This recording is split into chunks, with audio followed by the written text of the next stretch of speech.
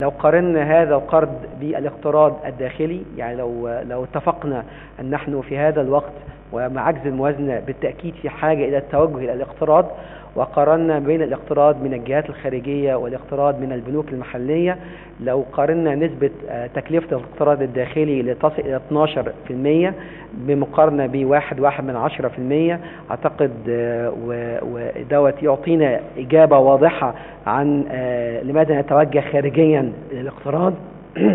عفوا. كما أنه أيضا الحكومة عندما تقترض داخليا تتنافس مع القطاع الخاص وترفع سعر الفائدة عليه، فبالتالي دوت الاقتراض الداخلي ليس هو خيارنا الأفضل في هذه الحالة. بالإضافة أن احنا نسبة الدين الخارجي للدخل القومي 12%، فهذه نسبة آمنة جدا، فبالتالي الحكومة أخذت قرار أن هي تتجه إلى الاقتراض الخارجي، والشروط التي يقدمها صندوق النقد الدولي هي شروط مقبولة لنا.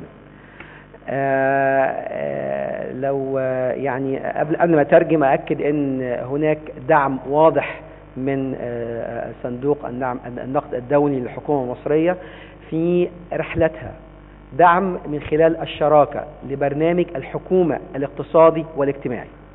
البرنامج الذي وضعته الحكومة، البرنامج الاقتصادي والاجتماعي، سوف تسانده منظمة IMF أو صندوق النقد الدولي. Let me put this in English. I would like to welcome Madame Lagarde to Egypt. This is not her first visit, but I'm sure this is a memorial one. هذه ليست زيارتها الأولى لمصر، ولكنها زيارة مهمة. نحن نقدر استجابتها السريعة وحضورها إلى مصر مع هذا الوفد رفيع المستوى في وقت قصير للغاية، وهي أرادت أن تأتي بصورة شخصية مع هذا الوفد رفيع المستوى لكي تقدم رسالة واضحة أنها تريد أن تدعم هذه الديمقراطية الجديدة في مصر، وتريد أن تدعم الشعب المصري والحكومة المنتخبة والرئيس المنتخب كذلك، والحكومة المسؤولة في هذه رحلة تجاه الإصلاح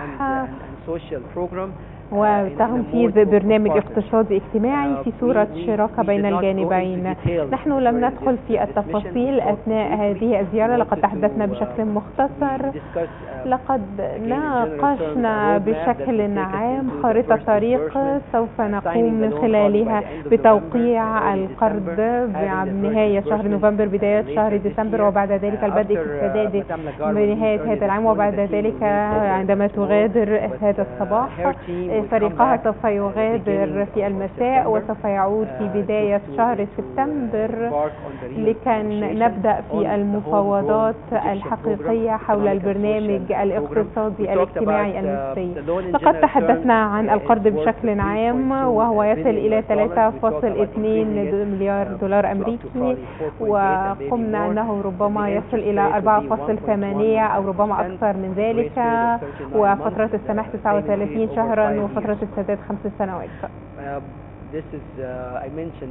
ولقد ذكرت أيضا أنه فيما يتعلق بمقارنة الاقتراض من صندوق النقد الدولي أو الاقتراض الداخلي من السوق، فعندما نقوم بمقارنة المزايا والعيوب فإننا سوف نجد أنه من الواضح أنه في هذه المرحلة نحن نفضل هذا الخيار، وهو أن نقترض من الخارج لأن تكلفة القرض أرخص، ونرى أنه في الاقتراض الداخلي فإن سعر الفائدة يصل إلى 12%، بينما يصل في حالتنا إلى 1.1%، لذا الفرق كبير وواضح للغاية. بالإضافة إلى ذلك